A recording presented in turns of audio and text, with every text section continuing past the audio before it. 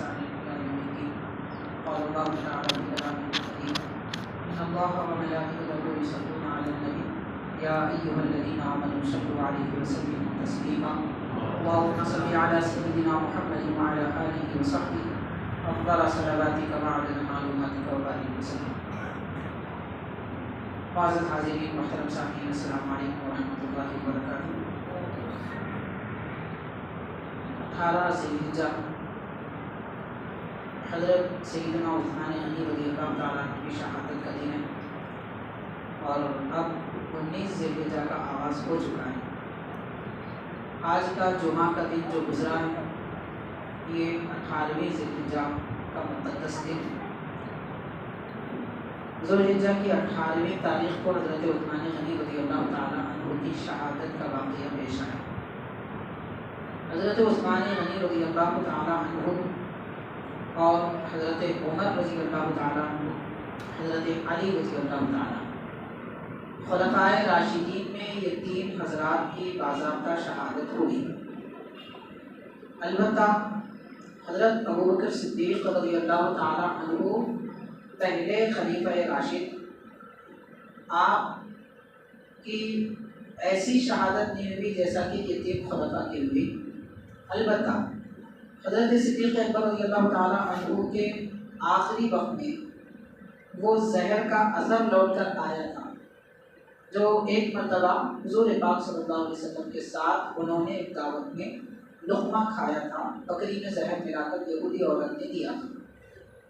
तो बाज़ उलमा फरमाते हैं कि हज़रत सिद्दीक़ अकबर रज़ियल्लाहु ताला अन्हु की शहादत शहादत सिर्री है और बाकी 3 खुलफ़ा की शहादत शहादत जहरी है, मतलब वाज़ेह शहादत और पोशीदा शहादत। हाज़िरीन, हमारे जो अकाबिर सहाबाए किराम हैं, उलमाए दीन, औलिया अल्लाह जो गुज़रे हैं, इन्होंने अपनी सारी ज़िंदगी अल्लाह ताला की इबादत में गुजारी और दीन इस्लाम की खातिर उनकी ज़िंदगी का हर लम्हा था। उनका मकसद दुनिया में ना दुनिया कमाना, ना दौलत जमा करना, ना आराम की ज़िंदगी गुजारना था, बल्कि उनका मकसद सिर्फ अल्लाह ताला का दीन दूसरों तक पहुँचाना था। तो उन्होंने अमल करके भी दीन लोगों तक पहुँचाया, नसीहत करके भी दीन लोगों तक पहुँचाया।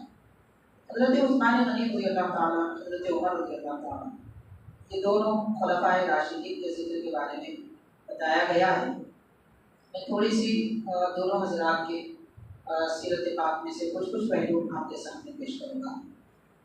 हज़रत सैयदना उमर रज़ियल्लाहु ताला अन्हु हुज़ूर पाक अलैहिस्सलातु वस्सलाम के मुक़द्दस साहबी और नबी पाक अलैहिस्सलातु वस्सलाम के दूसरे खलीफा हैं, खलीफाए राशिद, और हुज़ूर पाक अलैहिस्सलातु वस्सलाम के खुसर यानी आपके ससुरे हैं। 4 खुलफ़ा में 2 खुलफ़ा हुज़ूर के खुसर हैं, 2 खुलफ़ा हुज़ूर के दामाद हैं। तो हज़रत अबू बकर और उमर की 2 बेटियाँ नबी पाक सल्लल्लाहु अलैहि वसल्लम की ज़ौजा हैं। हुज़ूर पाक अलैहिस्सलातु वस्सलाम की 2 बेटियाँ हज़रत उस्मान गनी की ज़ौजा हैं और 1 बेटी हज़रत अली की ज़ौजा है। तो 2 दामाद और 2 खुसर हैं। उस्मान गनी रज़ियल्लाहु ताला अन्हु की रिश्तेदारी हज़रत नबी पाक सल्लल्लाहु अलैहि वसल्लम से और भी है। उनमें से एक रिश्तेदारी हज़रत उस्मान गनी की ये है कि एक तो आप दामाद हैं, दूसरे हज़रत उस्मान गनी की नानी साहिबा हुज़ूर पाक सल्लल्लाहु अलैहि वसल्लम की फूफी और हज़रत उस्मान गनी रज़ियल्लाहु ताला अन्हु का सिलसिला नसब यानी आपके वालिद, दादा, परदादा वगैरह ये होते हुए हुज़ूर पाक सल्लल्लाहु अलैहि वसल्लम के 5वें जद में 5वें दादा हज़रत उस्मान गनी के 7वें दादा होते हैं। इस तरीके से वालिद का नसब भी हज़रत उस्मान गनी का हुज़ूर पाक सल्लल्लाहु अलैहि वसल्लम से मिलता है। हज़रत अबू बकर सिद्दीक़ रज़ियल्लाहु ताला अन्हु का नसब भी हुज़ूर पाक सल्लल्लाहु अलैहि वसल्लम से मिलता है, मगर तकरीबन 8 वास्तों से। हज़रत उस्मान गनी रज़ियल्लाहु ताला अन्हु का 7 वास्तों से, हज़रत उमर रज़ियल्लाहु ताला अन्हु का 12 वास्तों से हुज़ूर पाक सल्लल्लाहु अलैहि वसल्लम से मिलता है। हज़रत अली रज़ियल्लाहु ताला अन्हु का नसब हुज़ूर से 1 वास्ते से मिलता है। तो नसब में सबसे ज़्यादा हुज़ूर के करीब हज़रत अली रज़ियल्लाहु ताला अन्हु, और फजीलत में सबसे बढ़कर हजरत अबू बकर सिद्दीक। हजरत उमर हजरत उस्मान गनी रज़ी अल्लाह तआला अन्हुमा, ये दो हजरात में उमर के एतबार से हजरत उस्मान गनी हजरत उमर से भी 1-2 साल बड़े, लेकिन दामाद हैं और दर्जे में खिलाफत में हजरत उमर रज़ी अल्लाह तआला अन्हु से कम। ईमान लाने में हजरत उस्मान गनी पहले, हजरत उमर बाद में ईमान लाए। हजरत उस्मान गनी रज़ी अल्लाह तआला अन्हु खुद फरमाते हैं कि मैं ईमान लाने वाले लोगों में चौथा हूँ। जो सहाबा ईमान लाए उनमें चौथे हजरत उस्मान गनी रज़ी अल्लाह तआला। और आप ये भी फरमाते हैं हजरत उस्मान गनी के, जब से मैं ईमान लाया कभी ना ईमान लाने के बाद ना ही कभी ईमान लाने से पहले कोई बड़ा गुनाह नहीं किया। गुनाह कबीरा जिसको कहते हैं, ईमान लाने से पहले भी पाक थे। अब पाक कैसे? कुफ्र शिर्क नहीं किए थे। हजरत सिद्दीक अकबर, हजरत उस्मान गनी, हजरत अली रज़ी अल्लाह अन्हुम अजमाइन, इनके अलावा दूसरे और भी सहाबा हैं। दौरे जाहिलियत में भी उन्होंने कोई बुत परस्ती नहीं की, कोई कुफ्र नहीं किया, कोई शिर्क नहीं किया। दौरे जाहिलियत में शराब, नौजुबिल्लाह, लोग शरबत की तरह पीते थे, ये लोग शराब से दूर थे। दौरे जाहिलियत में झूठ बोलना आम बात थी, ये लोग उससे दूर थे। तो हजरत उस्मान गनी रज़ी अल्लाह अन्हु फरमाते हैं, मैंने कभी कोई बड़ा गुनाह नहीं किया। और फरमाते हैं, जब से सरकार दो आलम सल्लल्लाहु अलैहि वसल्लम के हाथ पर हाथ देकर ईमान लाया, उस हाथ को मैंने कभी अपने मकाम शर्फ के पास दे दिया। सीधे हाथ से आपने बैत की थी हुजूर के दस्ते मुबारक पर। आप गौर कीजिए, सोचने का अंदाज कितना प्यारा था और कैसा अदब था। तो ये अदब हजरत उस्मान गनी रज़ी अल्लाह तआला, हुजूर पाक अलैहिस्सलातु वस्सलाम हजरत उस्मान गनी रज़ी अल्लाह तआला अन्हु को बहुत चाहते थे। हजरत आयशा सिद्दीक़ा रज़ी अल्लाह तआला अन्हा फरमाती हैं कि बहुत कम ऐसे सहाबा हैं जिनको हुजूर प्यार मोहब्बत से नाम कम कर देते थे, नाम के अल्फाज कम कर देते।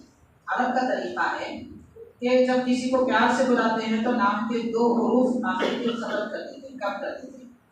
तो सरकार दो आलम सल्लल्लाहु अलैहि वसल्लम फरमाते थे याउज़्बु, उस्मान नाम है, अलिफ नून हटा के याउज़्बु फरमाते थे। प्यार से हुजूर हजरत उस्मान गनी को ऐसा याद करते थे।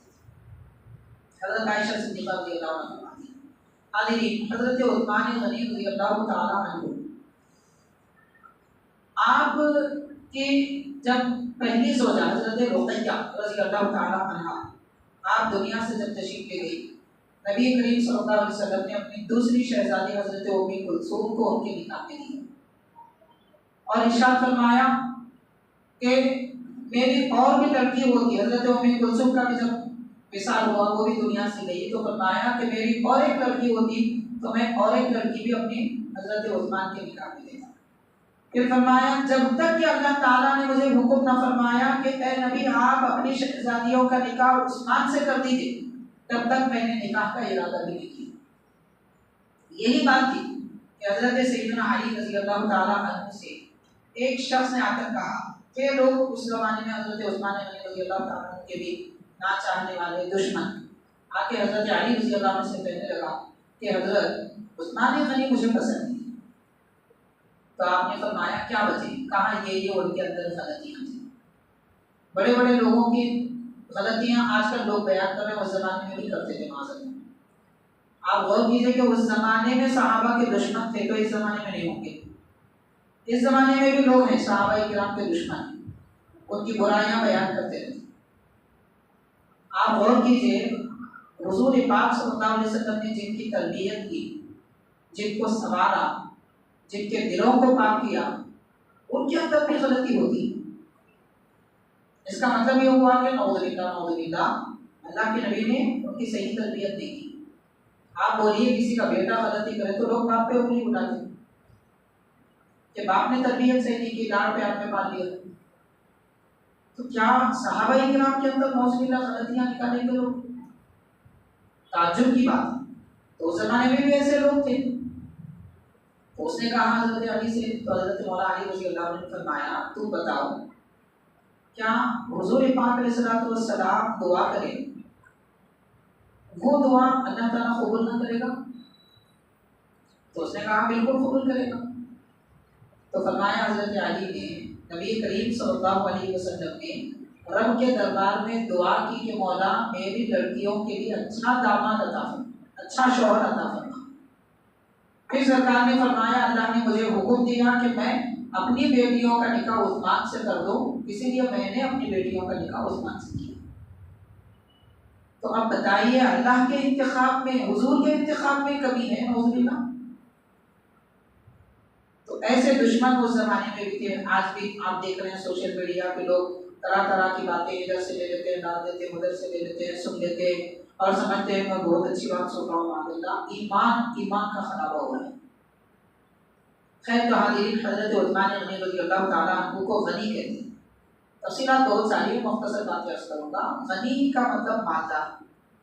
हज़रत उस्मान गनी, हज़रत निज़ामुद्दीन औलिया रहमतुल्लाह अलैह फरमाते हैं, उस्मान गनी रज़ी अल्लाह ताला अन्हु ने दीन इस्लाम के लिए जितना खर्च किया, ऐसा खर्च किसी और ने इस्लाम के लिए नहीं किया।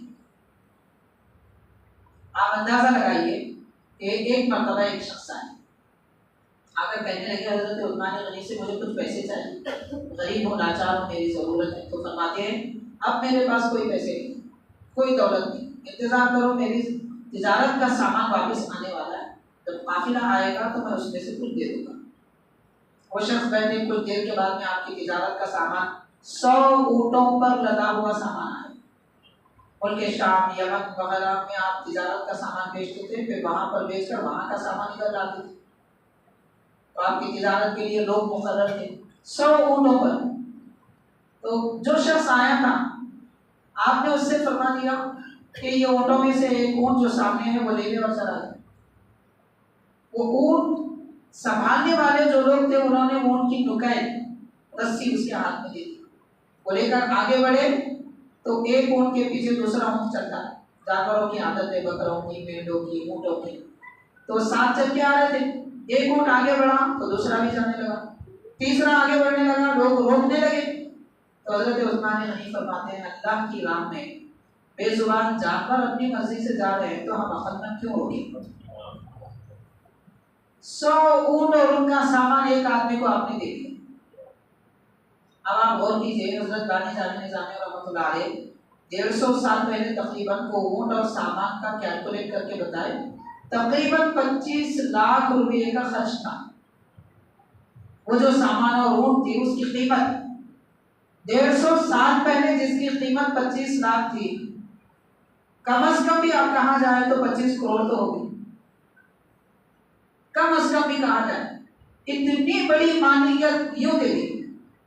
सामान्य तिजारत आने से पहले भी गनी बेपैसे के थे, आने के बाद भी गनी है मगर बेपैसा है। तो गनी उसको नहीं कहते जो माल जमा करता है, गनी उसको कहते हैं जो माल अल्लाह की राह में खर्च करता है। इसलिए हजरत उस्मान को गनी कहा कहते थे। हाज़िरीन, हजरत बानी जामी निज़ामी रहमतुल्लाह अलैह ने लिखा है, हजरत उस्मान रज़ी अल्लाह ताला अन्हु क्योंकि गनी थे, आप चाहते थे कि मेरे दौरे खिलाफत में हर मुसलमान गनी हो जाए। आप देखिए, बादशाह चोर है तो पूरी रियायत चोरी करती है, बादशाह लूट मार करने वाला है, सारी रियायत लूट मार करती है, बादशाह शराबी है, सारे लोग शराब पीते हैं। आदत है ये लोगों की, क्योंकि वो उसी बात पे भीड़ देता है जो वो चाहता है। अब आप गौर कीजिए कि हजरत उस्मान गनी रज़ी अल्लाह ताला अन्हु गनी है, न सिर्फ गनी है, ऐसी खूबियां, ऐसे कमालात के उसका अंदाजा नहीं किया जा सकता। तो आप ये चाहते थे कि मेरे दौरे खिलाफत में मेरी सल्तनत का हर आदमी मालदार हो जाए। हज़रत गानी जामी रहमतुल्लाह अलैह फरमाते हैं, तिजारत को आपने इतना फरोग दिया, इतना फरोग दिया कि दौरे खिलाफत में एक एक सहाबी के पास जो तिजारत वो लोग करते थे, सामान्य तिजारत के लिए जो माल वगैरह उनके पास जमा रहता था, वो माल जमा नहीं करते थे, कोई सहाबी माल जमा नहीं करे, उनके पास तिजारत का फायदा जमा होता था, वो अल्लाह की राह में खर्च करते थे। अगर किसी सहाबी दुनिया से चले जाते, अचानक होता है, अब कल का कुछ प्रोग्राम था माल खर्च करने का, वो होने से पहले अगर इनका इंतकाल हो जाए तो एक एक सहाबी के घर में इतना सोना होता था कि कुल्हाड़ी से तोड़ के तकसीम करना पड़ता है।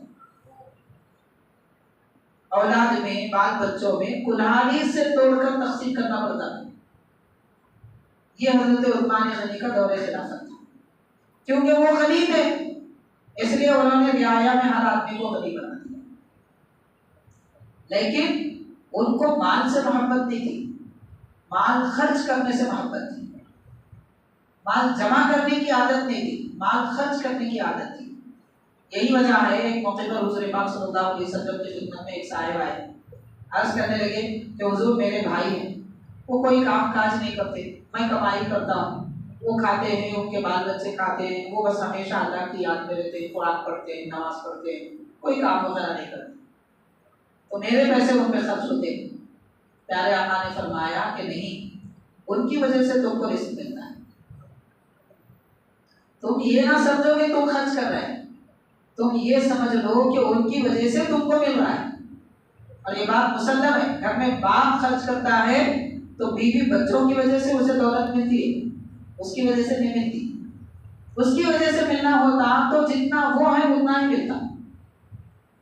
अल्लाह ताला जो माल देता है वो दूसरों पर खर्च करने के लिए देता है, हक माल के रखने के लिए नहीं देता।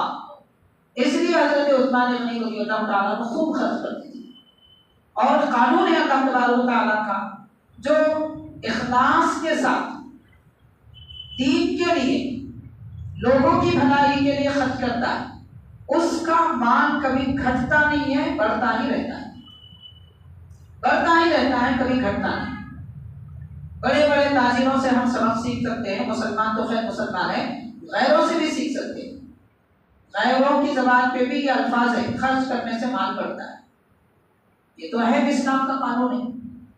तो हजरत उस्मान गनी को गनी इसलिए कहते हैं, और बहुत सारी तफसीरात है। हादिरीन, आपकी बेशुमार करामतें भी। अक्सर क्या होता है, हम औलिया अल्लाह की करामतें सुनते हैं। पहले आप ये समझ लीजिए करामत कहते किसको। करामत उस अमल को कहते हैं कि जिसकी वजह से वो करामत जिनसे जाहिर हुई उनकी अजमत मालूम होती है, उनकी शान मालूम होती है, उसको करामत कहते हैं। करामत का असल माना है बुजुर्गी।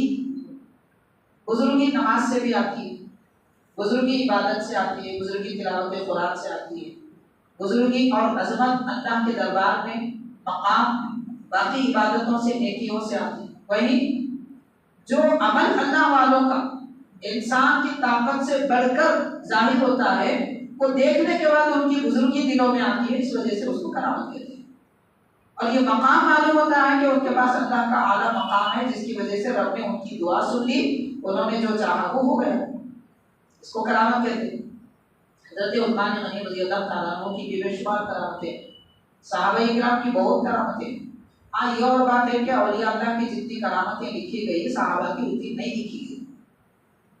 इसलिए नहीं लिखी गई कि सहाबा के दौर में उनके साथ रहने वाले इस्लाम को फैलाने में लगे थे, शख्सियतों को देखकर उनकी सीरत ज्यादा लिखने में नहीं लगे थे। दूसरी बात यह कि उस जमाने में अमल छुपाते थे, बाद में लोग जाहिर करने लगे, इसलिए बाद वालों की करामतें ज्यादा जाहिर हुई, पहले वालों की कम जाहिर हुई। खैर, तो हाजिर इकराम, इसका ये मतलब नहीं अल्लाह वाले अमल जाहिर करना चाहे, उनके साथ रहने वाले उनके अमल को जाहिर किए, एक नियति के साथ करे, उनकी अजमतें जाहिर होने के लिए करे। हज़रत उस्मान गनी रज़ियल्लाहु अन्हु के सामने एक शख्स आए, जैसे मुलाकात के लिए आए तो आपने उस शख्स को देखते ही फरमाया, अफसोस है कि लोगों की आंखों में जिना का असर, गुनाहों का असर आंखों में, जिना का असर आंखों में, बदतरीन गुनाह, इतना सख्त गुनाह जिना कि अगर कोई नौज़ बिल्लाह मुसलमान मर्द औरत जिना करे तो 100 कोड़े मारने का हुक्म है। इस्लामी सल्तनत अगर है तो बादशाह वक्त को हुक्म है कि वो 100 कोड़े मारे। शादीशुदा अगर मियाँ बीवी या औरत मर्द करे तो भी उनको जमीन में आधा गले में उतार कर मरने तक पत्थर मारने को, इतनी सख्त सजा है। सजा इतनी बड़ी है तो गुनाह कितना बड़ा होगा।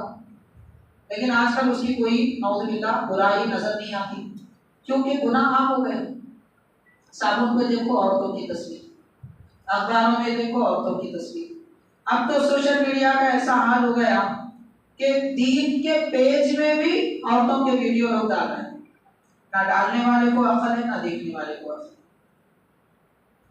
अजनबी औरत को देखना भी हराम, उसकी आवाज सुनना भी हराम है।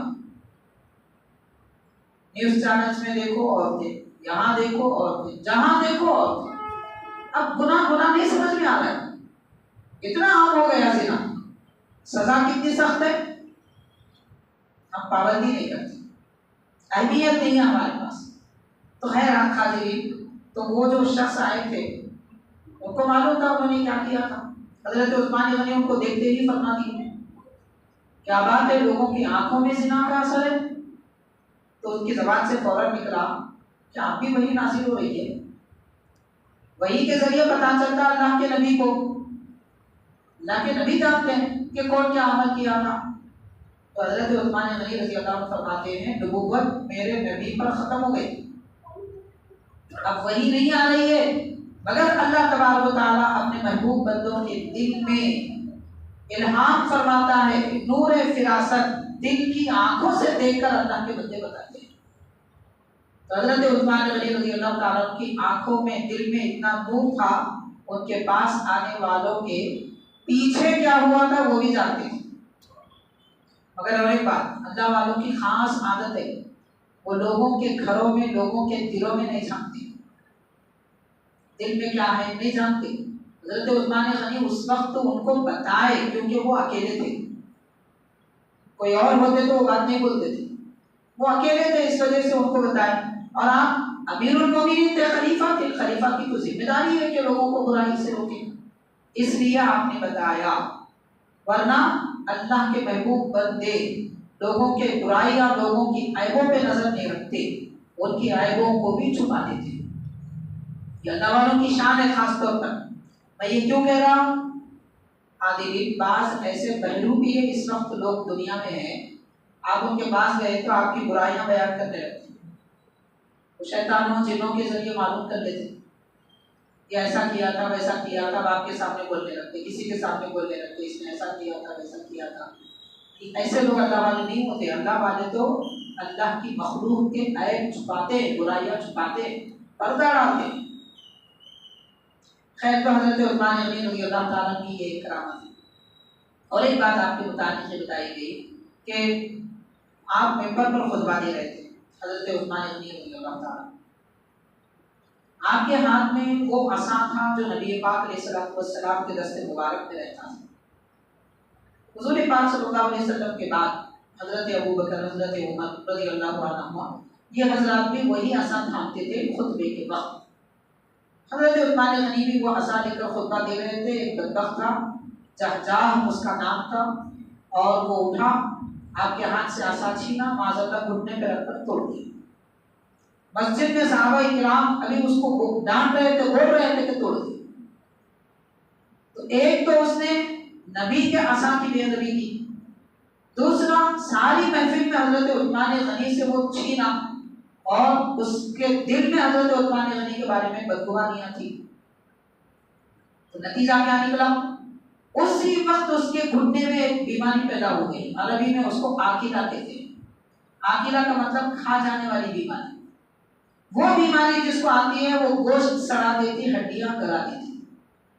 ऐसी बीमारी आई कि 2 महीने के अंदर मर गया, उसी बीमारी में मुब्तला, कोई इलाज का असर नहीं हुआ।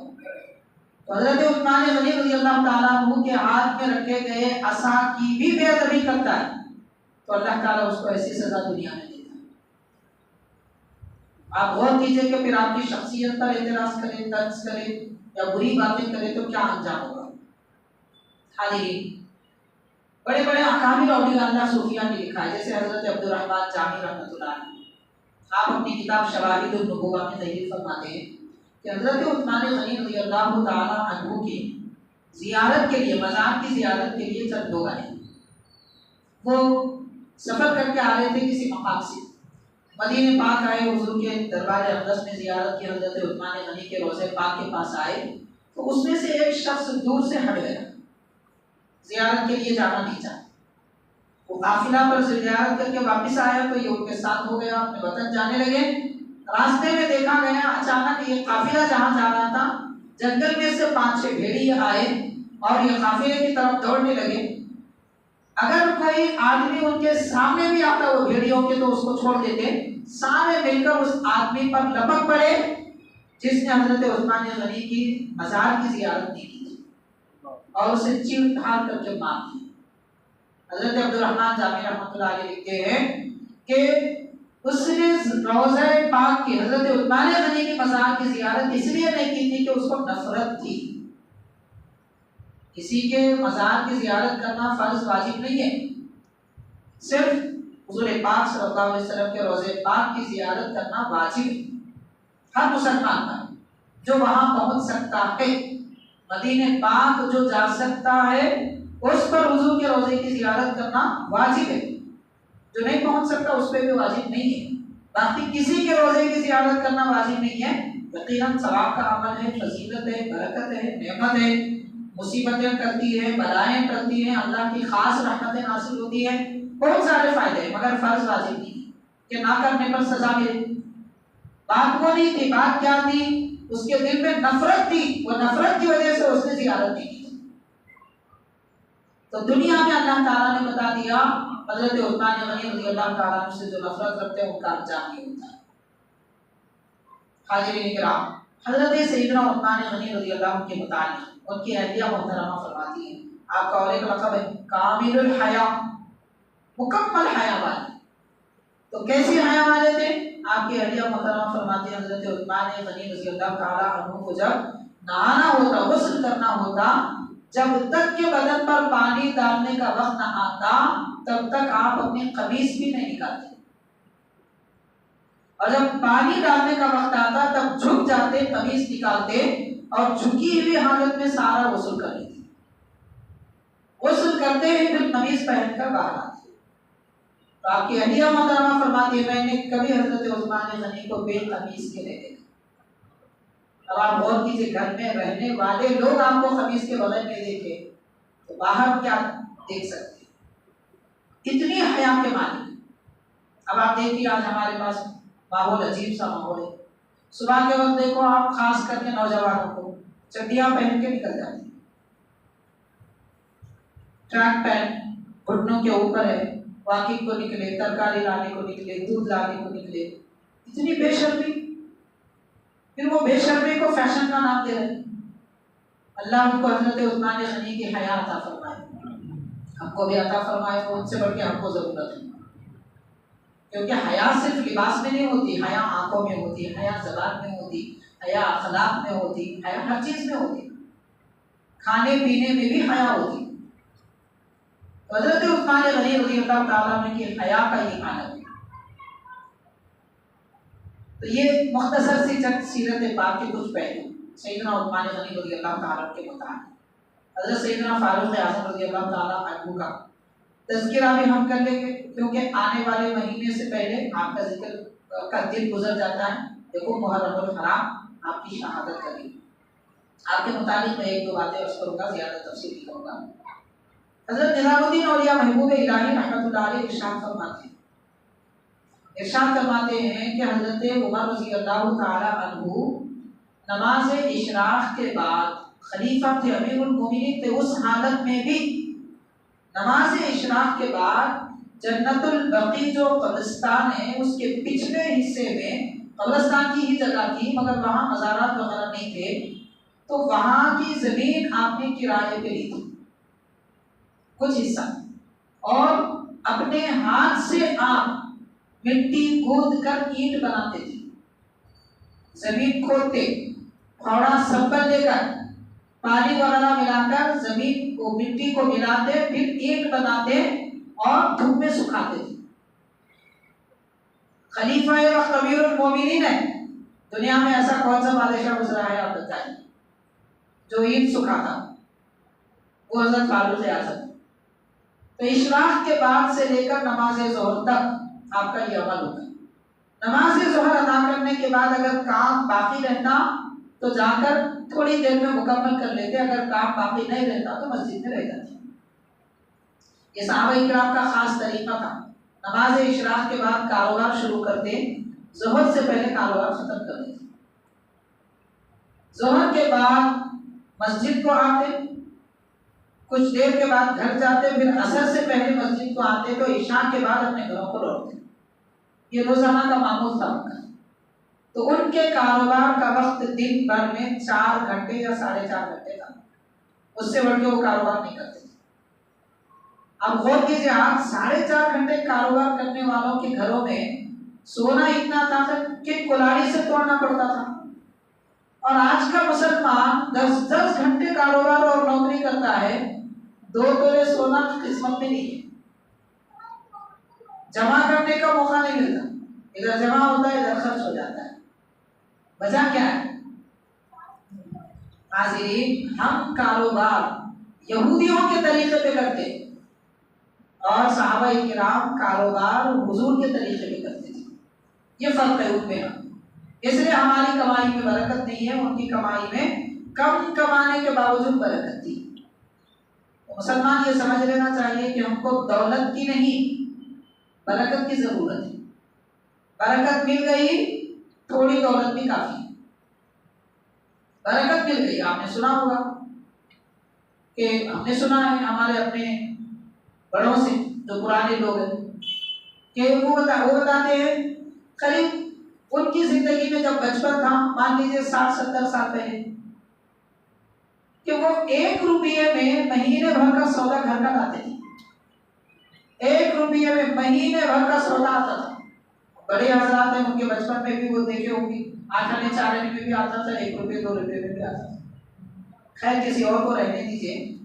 मैंने अपने बचपन में, जबकि उम्र हमारी 11-12 साल थी, 400 रुपये में 20 लोगों के घर का खर्च सौदा महीने भर का हम लाते थे।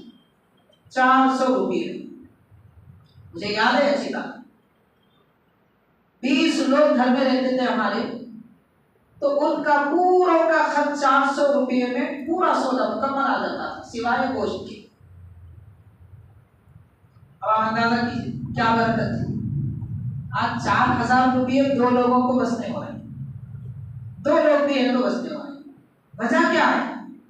कमाई हलाल थी, दिलों में मोहब्बत थी, इखलास था। आज वो सब खत्म हो गया। हम बोलते हैं मेरा जेब भरे, मेरा पेट भरे, किसी और का कुछ नहीं भरना।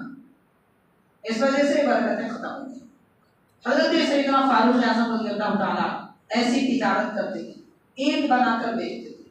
खैर मैं असल वाक़ये की तरफ आ रहा हूँ। हज़रत सैयदना फारूक आज़म रज़ियल्लाहु ताला के बारे में महबूब इलाही निज़ामुद्दीन औलिया रहमतुल्लाह अलैह लिखते हैं, आप ईंट बनाने थे तो आप धूप की गर्मी की वजह से आपकी पीठ का रुख सूरज की तरफ था, तो सूरज की गर्मी की वजह से आपकी पीठ जलने लगी। पीठ ज्यादा जलने लगी तो आप एक नजर उठाकर सूरज को देखते हैं, उससे में जलाल में, तो हाज़िरीन उसी वक्त सूरज को कहने लग जाता है। सूरज अंधेरा हो जाता है, सूरज पर कहने लग जाता है। ये कोई आलतू फालतू लोग नहीं बोल रहे, महबूब इलाही निज़ामुद्दीन औलिया रहमतुल्लाह अलैह लिख रहे। तो सूरज को कहने लग गया। उसके बाद सहाबा इकराम सब जमा हुए, अल्लाह के दरबार में अर्ज़ की कि परवरदिगार क्या माजरा है। तो हाज़िरीन उनके दिल में इल्क़ा किया गया, उनको बताया गया सहाबा इकराम को कि ये सूरज ने, अल्लाह ताला फरमाता है उनके दिल में डालता है कि सूरज ने मेरे फारूक आज़म को तकलीफ पहुंचाई, इसलिए मैंने उसको बहन लगा दिया। तो गौर कीजिए हज़रत फारूक आज़म रज़ियल्लाहु ताला का मकाम क्या है। अब इसके साथ एक और बात भी मैं अर्ज़ करूँगा। आज खास करके हमारे नौजवानों को बहुत ज़रूरत है वो अपना घर बार अच्छे तरीके से लेके चले। अब बड़े हैं, माँ बाप हैं, उन्होंने तो माशाल्लाह अच्छी ज़िंदगी गुजारी, ऐसा वैसा करके माशाल्लाह उनकी ज़िंदगी अच्छी गुजर गई। लेकिन अब ये जो नए नवेली शादियों हो रहे हैं, सब झगड़ों के फसाद की जगह बन चुके हैं। बीवी को शिकायत, शौहर से शौहर को शिकायत, बीवी से इनको, उनके ससुराल से उनको, उनके ससुराल से, सब शिकायतें, शिकायतों का अंबार पड़ा है हमारे घरों में। देखिए जिंदगी कैसी गुजारी जाती है। हजरत फारूक आजम की शान तो हम जानते हैं। सरकार ने फरमाया उमर जो राह लेते हैं शैतान वो राह छोड़ देते हैं। हजरत उमर के बारे में अबू जहल ने कहा था जब आप ईमान लाए तो फरमाया कि अरब के मुशरिकीन की आधी कुव्वत टूट गई।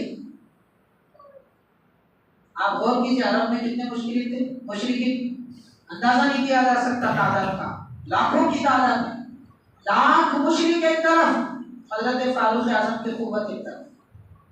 आप ईमान लाए तो अबू जहल ने कहा आधी कुव्वत हमारी टूट गई। ऐसे फारूक आजम एक शख्स आपके दौरे खिलाफत में आपसे मिलने के लिए घर पर आए, दरवाजे के बाहर खड़े थे, दस्तक दी तो हजरत उस्मान हजरत फारूक आजम को निकलने में कुछ देर हुई। देर के बाद जब आप जाकर देखे तो वो शख्स मौजूद नहीं थे। बाद में आपने पूछा कि आप आए थे मगर बात किए बगैर चले गए। उन्होंने कहा कि हजरत मैं जो शिकायत लेकर आया था वही शिकायत मैंने आपके घर में देखा, अब मैं क्या आपको बताऊं। तो आपने पूछा क्या बात क्या थी, शिकायत क्या थी। कहने लगे कि हजरत दरअसल मेरी बीवी मेरी बात नहीं मानती और मेरी आवाज पे अपनी आवाज बढ़ाती है, मेरी बातों का जवाब देती है। उसको समझाने के लिए मैंने आपसे गुजारिश करना चाहा, लेकिन मैं जब आपके दरवाजे पे आया तो आपकी अहलिया मोहतरमा आपसे बड़ी आवाज निकाल रही थी। तो मैं समझा कि मेरा जो हाल है फारूक आजम का वही हाल है कि उनकी अहलिया भी उनको जवाब देती है। तो फारूक आजम ने क्या फरमाया कि मियाँ क्या तुम हदीस नहीं जानते। प्यारे आका ने फरमाया कि औरत टेढ़ी पसली से बनी होती है, उसे पूरा सीधा करना चाहेंगे तो टूट जाएगी, पूरा सीधा करना चाहेंगे तो टूट जाएगी। इसीलिए वो जिस हालत में है उस हालत में लेके चलेगी। हजरत फारूक आजम ने अपने घर का हाल बयान फरमाया। मतलब नौजवानों को सबक दिया जा रहा है, तरबियत की जा रही है। घर बसाना सीखो, उजाड़ना मत सीखो। और ये नसीहत औरतों के लिए भी है, बीवी के लिए भी है, शौहर के लिए भी है। बीवी को भी वो काम नहीं करना चाहिए कि शौहर नाराज हो जाए। हजरत फारूक आजम का एक हाल और वाक़या बयान किया गया और एक मुख्तसर एक बात हजरत बंदा नवाज रहमतुल्लाह अलैह ने फरमाया कि लोगों ने देखा हजरत फारूक आजम अपने घर के बाहर दोपहर में सख्त धूप में घर के बाहर टहल रहे। तो एक सहाबी वहां से गुजर रहे थे, उन्होंने पूछा कि हजरत इतनी सख्त धूप में आप घर में बैठते यहाँ बाहर क्यों टहल रहे। तो आपने फरमाया कि घर में मेरी बेटी अकेली और उसकी माँ घर में नहीं है, बेटी अकेली है, मुझे शैतान के शर का खौफ है, इस वजह से मैं अकेला घर में नहीं रहता। आप गौर कीजिए एहतियात क्या माना रखती है। आज कितनी बदतरीन बातें आज हमको सुनने को मिल रही है। वजह क्या है, माँ बाप से तरबियत नहीं सीखे, घर में कब रहना, कितनी देर रहना, कौन रहे तो रहना, कौन नहीं है तो नहीं रहना। वो मर्द जिसकी बीवी घर में ना हो वो भी घर में ना रहे, अगर रहना ही चाहता है तो बाहर रहे। हजरत फारूक आजम ने यह तालीम दी क्योंकि शैतान कभी भी किसको भी बहका सकता है। फिर कौन फरमा है, जिनके बारे में सरकार ने फरमाया उमर जो रास्ता देते हैं शैतान वो रास्ता छोड़ देता है। शैतान जिनसे डरता है वो हजरत उमर फरमा है एहतियात करो। ये हमारे अकाबिर और बुजुर्गों की जिंदगी में हमारी जिंदगी गुजारने का तौर तरीका तर्ज भी मिलता है, तो उसको इख्तियार करना चाहिए। बहरहाल ये चंद अहम बातें थी बुजुर्गों के मुताबिक सहाबाए किराम के बारे में जिससे हमको नसीहत हासिल होती है। अब इसके बाद आपके जो भी सवाल हैं इंशाअल्लाह ताला आप बयान कीजिए, हम उसके जवाब देंगे।